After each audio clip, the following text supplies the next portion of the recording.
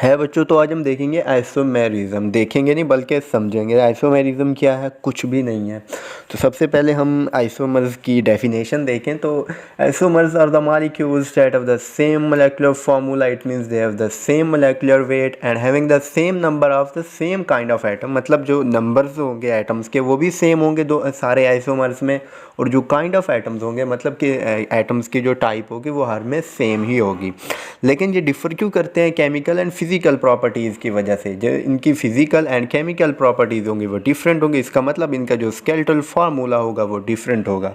जैसे हम देख सकते हैं कि एन पेंटेन और आइसोपेंटेन इनका डिफरेंट होता है, इनके बॉइलिंग पॉइंट डिफरेंट होते हैं, तो मतलब इनकी फ़िज़िकल केमिकल चेंज होंगी, इनका स्ट्रक्चर फार्मूला डिफरेंट होता है, लेकिन इनका सिर्फ मोलेकुलर वेट या मोलेकुलर फार्मूला सेम होता है। तो ये आपस में कहलाते हैं आइसोमर्स।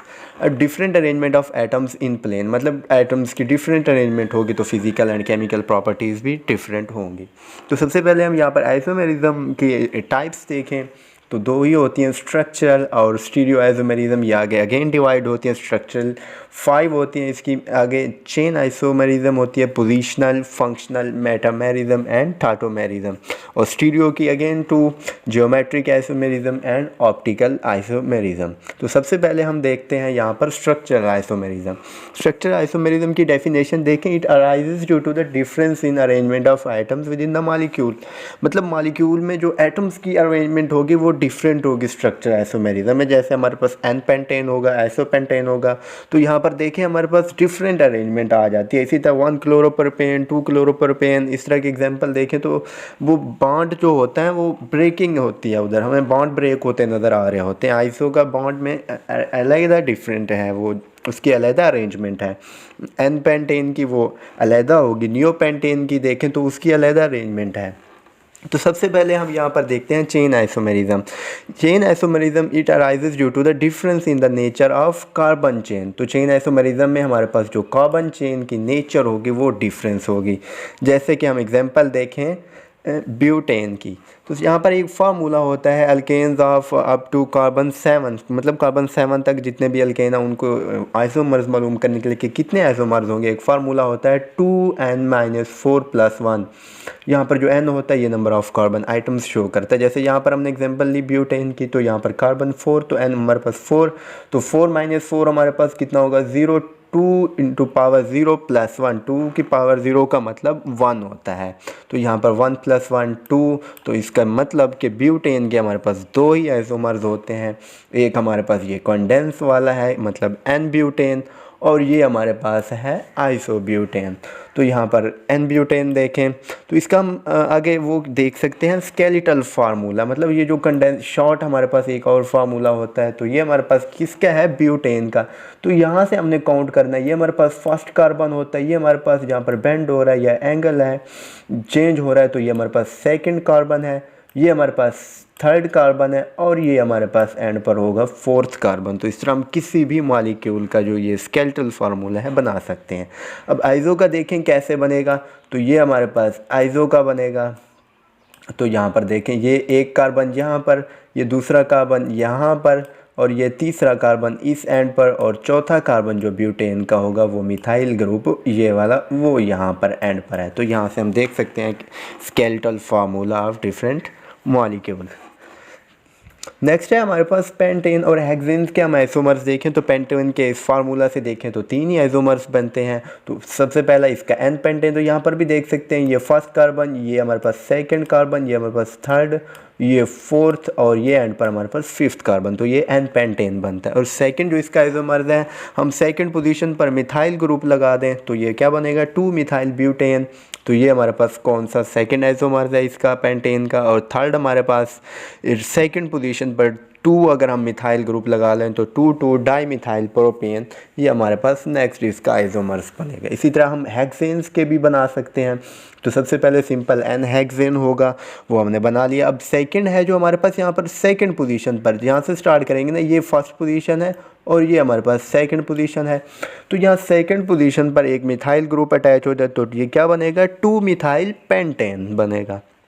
अब ये हमारे पास थर्ड पोजीशन बनेगी ना, ये फर्स्ट है, ये सेकंड, ये थर्ड, तो ये हमारे पास बनेगा 3 मिथाइल पेंटेन।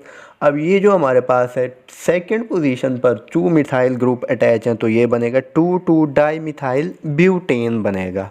अब नेक्स्ट हमारे पास यहाँ पर एक सेकंड पोजीशन पर है, एक थर्ड पोजीशन पर है, तो ये बनेगा 2,3 डाई मिथाइल ब्यूटेन।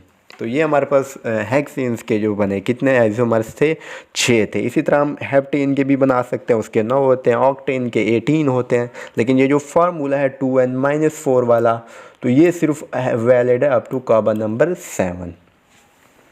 अब नेक्स्ट हम देखें पोजीशन आइसोमेरिज्म की। It arises due to the difference in the position of same functional group on the carbon chain. मतलब यहाँ पर जो फंक्शनल ग्रुप होगा उसकी पोजीशन डिफरेंट होगी, बाकी इसमें कोई चेंज नहीं आनी। मतलब यहाँ पर जो कार्बन एटम्स की अरेंजमेंट है वो भी सेम रहेगी, सिर्फ जो फंक्शनल ग्रुप होगा वो हमारे पास डिफरेंट पोजीशन पर होगा। जैसे यहाँ पर हम एग्जांपल देखें 1 ब्रोमोप्रोपेन की, ये यहाँ पर देख सकते हैं 1 ब्रोमोप्रोपेन है, और हम अगर इस ब्रोमीन को सेकंड पोजीशन पर लेके आए तो ये हमारे पास 2 ब्रोमोप्रोपेन होगा। तो यहाँ पर देख सकते हैं सिर्फ फंक्शनल ग्रुप जो ब्रोमाइड था तो उसकी अरेंजमेंट चेंज हुई है, मतलब उसकी पोजीशन चेंज हुई है। पहले वो फर्स्ट पोजीशन पे था इस आइसोमर्स में, अब सेकंड पे आ गया है, तो ये हमारे पास क्या कहलाएंगे, पोजीशन आइसोमर्स।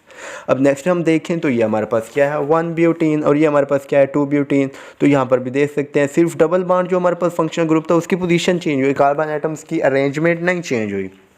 तो ये एक दूसरे के 1 ब्यूटीन और 2 ब्यूटीन आपस में एक दूसरे के क्या कहलाएंगे, पोजीशन आइसोमर्स।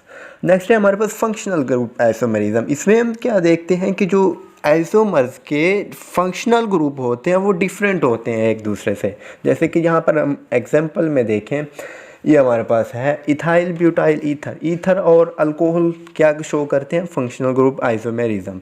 तो यहाँ पर देखें इनका जो फार्मूला है तो हमारे पास 2 हेक्सानोल है, और इथाइल बिथाइल मोलेकुलर फार्मूला देखें तो ये हमारे पास जो बनेगा वो सेम होगा, लेकिन इनका जो हम स्ट्रक्चरल फार्मूला देखें तो वो डिफरेंट है। क्यों? क्योंकि यहाँ पर हमारे पास फंक्शनल ग्रुप डिफरेंट है। इथाइल ईथर जो है हमारे पास, यहाँ पर देखें ऑक्सीजन आ गया है, और यहाँ पर जो 2 हेक्सानोल है हमारे पास, इसका भी molecular weight same, molecular formula same ethyl methyl ether की तरह, लेकिन जो इसका स्केलेटल फार्मूला है या देखें हमारे पास यहाँ OH ग्रुप है, फंक्शनल ग्रुप डिफरेंट है, और यहाँ पर ऑक्सीजन हमारे पास फंक्शनल ग्रुप था ईथर में, और यहाँ पर हमारे पास क्या है OH जो है ये फंक्शनल ग्रुप है अल्कोहल का।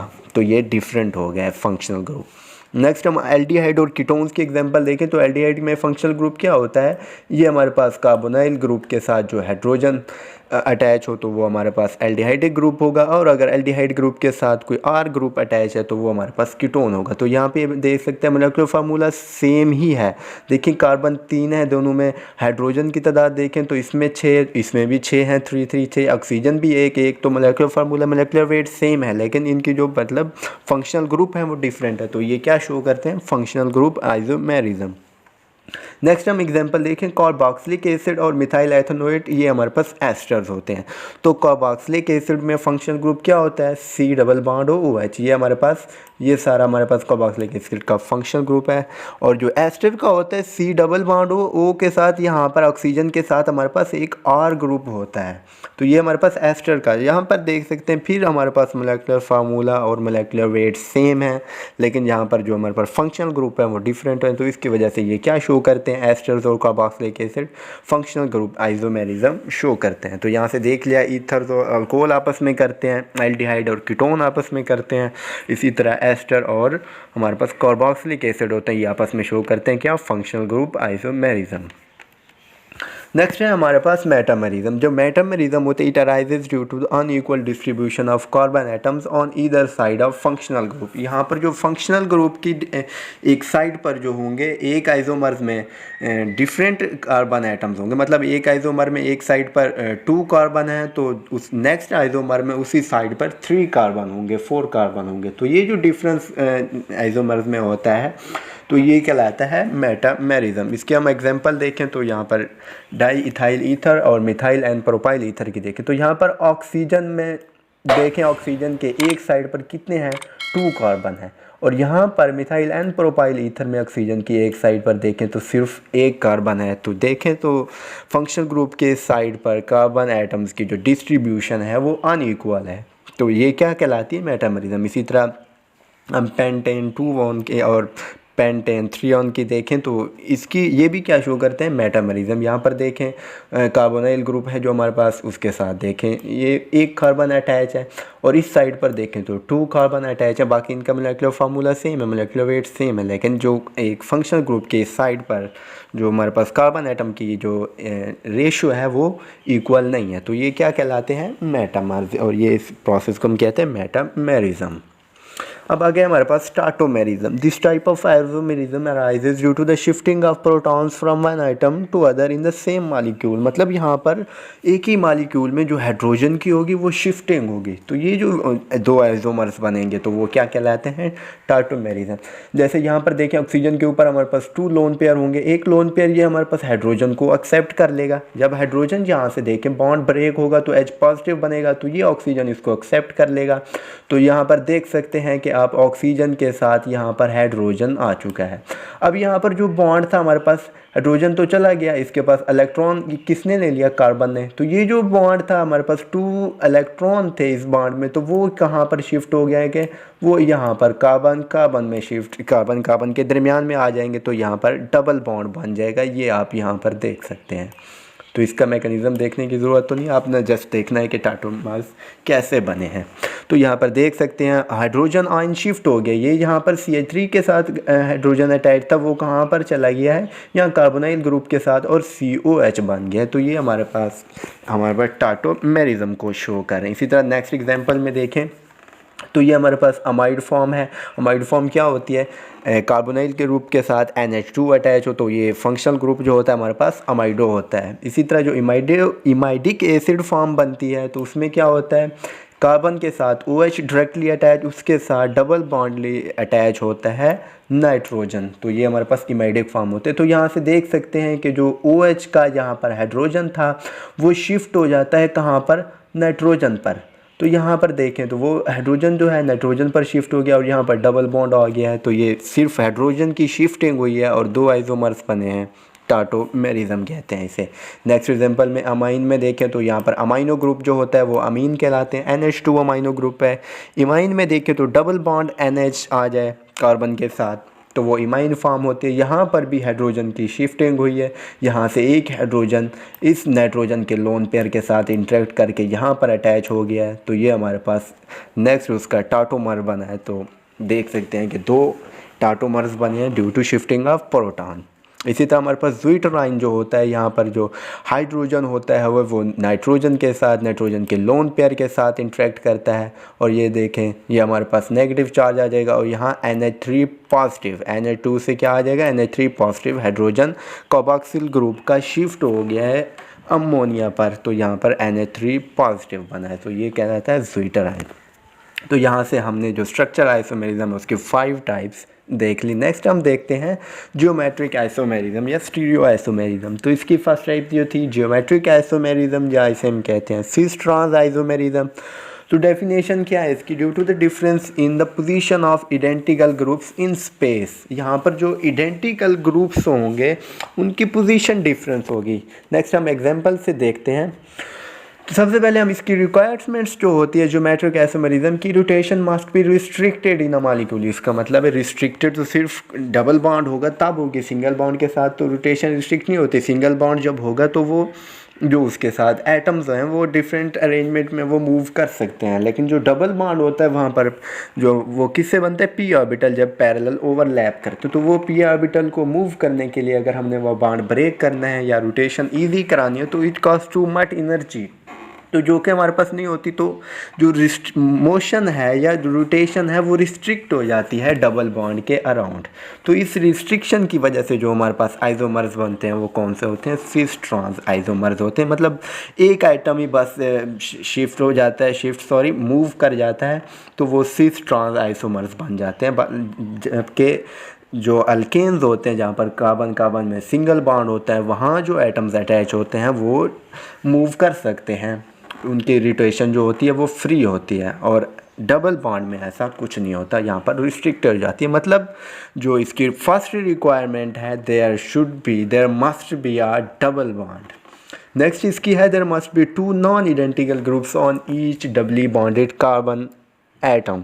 तो यहाँ इसका मतलब है कि जो नॉन इडेंटिकल ग्रुप, ये जैसे इस कार्बन के साथ एक हाइड्रोजन है और एक क्लोरीन है, मतलब ये जो नॉन इडेंटिकल होने चाहिए। अगर यहाँ पर दोनों हाइड्रोजन या दोनों क्लोरीन आ जाते तो ये सिस ट्रांस आइसोमर्स ना शो करते, लेकिन जहाँ पर हाइड्रोजन और क्लोरीन है डिफरेंट है तो ये शो करेंगे सिस ट्रांस आइसोमेरिज्म।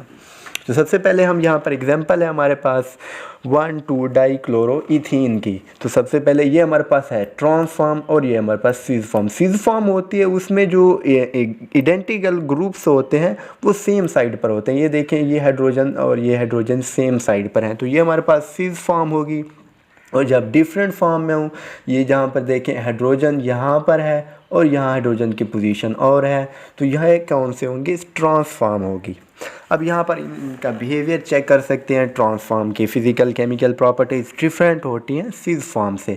यहाँ पर देखें हम डाइपोल, अब यहाँ से कार्बन टू क्लोरीन की तरफ इसका डाइपोल है और यहाँ पर देखें कार्बन से क्लोरीन की तरफ हमेशा पॉजिटिव से नेगेटिव की तरफ होता है। तो यहाँ पर देखें डाइपोल आपस में कैंसिल हो रहे हैं, एक इस डायरेक्शन में जा रहा है एक इस डायरेक्शन में, तो ये कैंसिल कर रहे हैं। तो मतलब यहाँ पर डाइपोल मोमेंट जो होगा ट्रांसफॉर्म का वो कितना होगा, ये देखें 0 डी है, मतलब 0 होगा।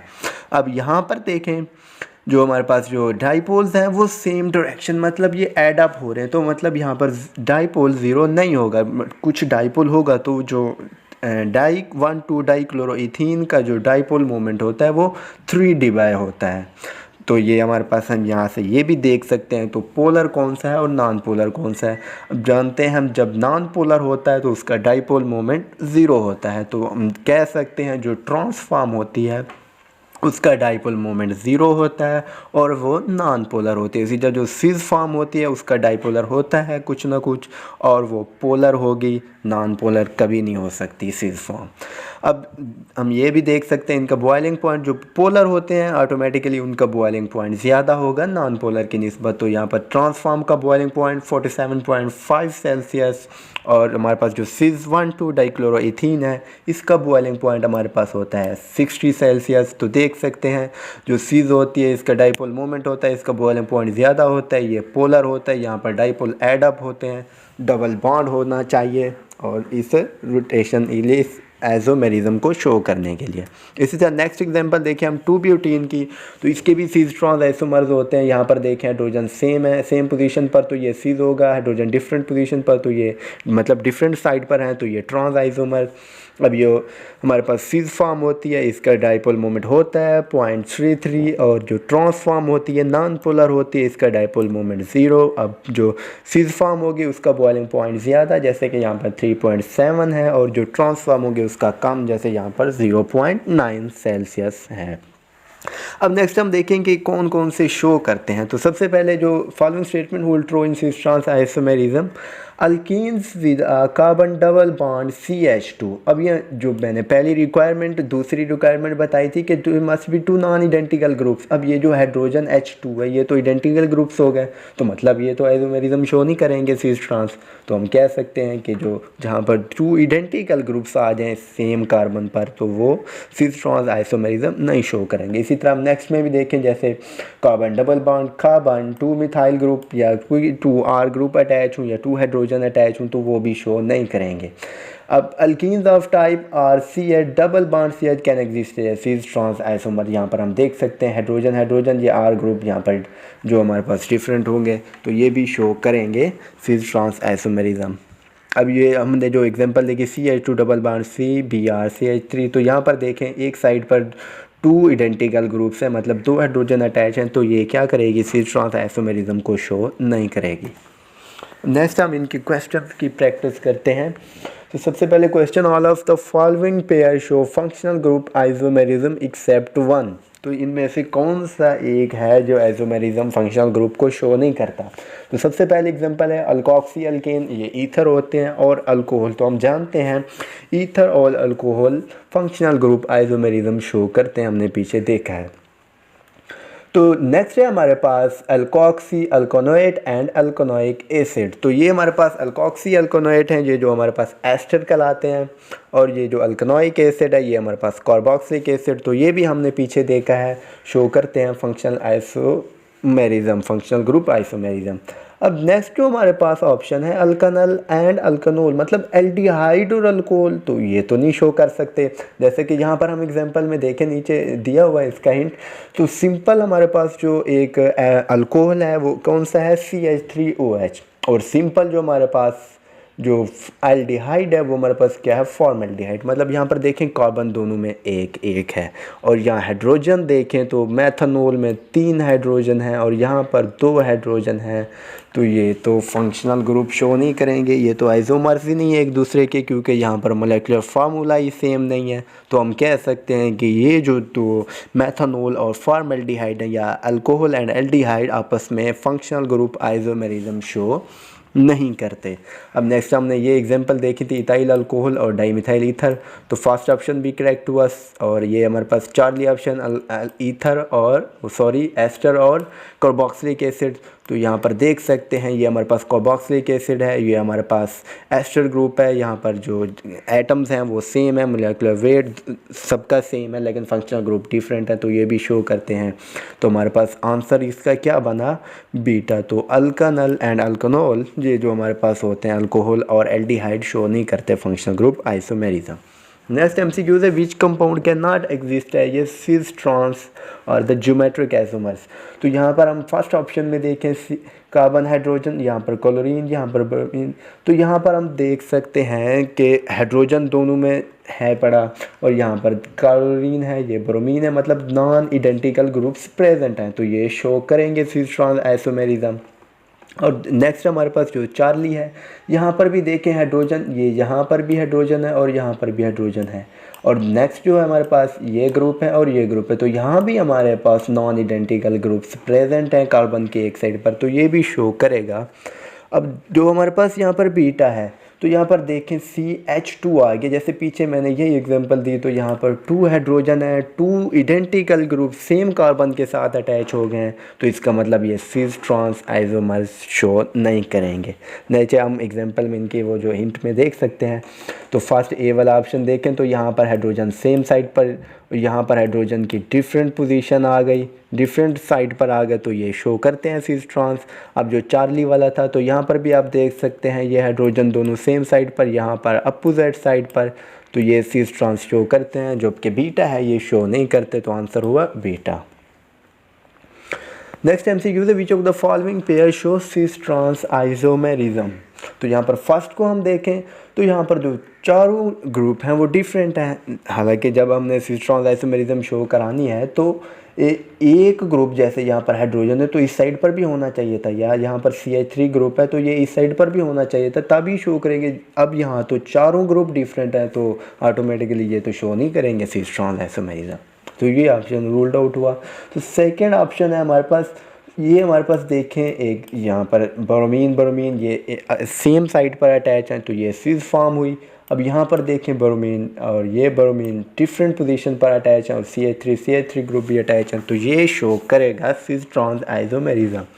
अब नेक्स्ट हमारे पास जो थर्ड ऑप्शन है, तो यहाँ पर भी हम देखें तो ये हमारे पास ब्रोमीन है, ये क्लोरीन है, यहाँ पर देखें क्लोरीन ब्रोमीन, ये भी देखें ना, तो सिस ट्रांस आइसोमेरिज्म शो नहीं कर रहे, क्योंकि यहाँ पर देखें जो सिर्फ नीचे ही पोजीशन चेंज हुई है। ये हमारे पास क्लोरीन यहाँ पर इस साइड पर था, तो यहाँ पर से इस साइड पर, जो इसके लिए जो हमने रिक्वायरमेंट पीछे देखी वो ये थी कि एक तो हमारे पास डबल बॉन्ड होना चाहिए, तो ये यहाँ पर डबल बॉन्ड तो है, लेकिन जो नॉन आइडेंटिकल ग्रुप्स हैं वो नहीं है, तो यहाँ पर हमारे पास ये भी सिस ट्रांस आइसोमेरिज्म शो नहीं करेगा, तो आंसर हुआ हमारे पास बीटा, सिर्फ ये हमारे पास आइसोमेरिज्म शो करेगा।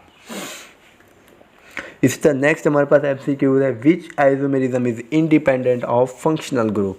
तो देखें कि किस आइसोमेरिज्म की टाइप में हमें फंक्शनल ग्रुप की रिक्वायरमेंट नहीं होती। तो functional group isomerism first option है, तो यहाँ से तो नाम से ही लग रहा है कि फंक्शनल ग्रुप यहाँ पर होगा इन्वॉल्व। और नेक्स्ट पोजीशन आइसोमेरिज्म हम इसमें देखते हैं कि जो फंक्शनल ग्रुप होता है उसकी पोजीशन डिफरेंट होती है, तो यहाँ पर भी फंक्शनल ग्रुप इन्वॉल्व होता है। अब हम मेटामेरिज्म की देखें तो ये भी होती इसलिए है कि हम देखते हैं कि जो फंक्शनल ग्रुप के एक साइड पर जो कार्बन एटम की तादाद है वो इक्वल नहीं होती, तो यहाँ पर भी फंक्शनल ग्रुप इन्वॉल्व है, जबकि जो चेन आइसोमेरिज्म है यहाँ पर फंक्शनल ग्रुप जैसे अल्केन में तो कोई फंक्शनल ग्रुप होता ही नहीं, तो हम कह सकते हैं कि जो चेन आइसोमेरिज्म है इसमें फंक्शनल ग्रुप इंडिपेंडेंट होता है, तो फंक्शनल ग्रुप की कोई यहाँ पर वैल्यू नहीं होती। तो आंसर हुआ चार्ली। तो नेक्स्ट MCQ है fumaric acid and maleic acid are.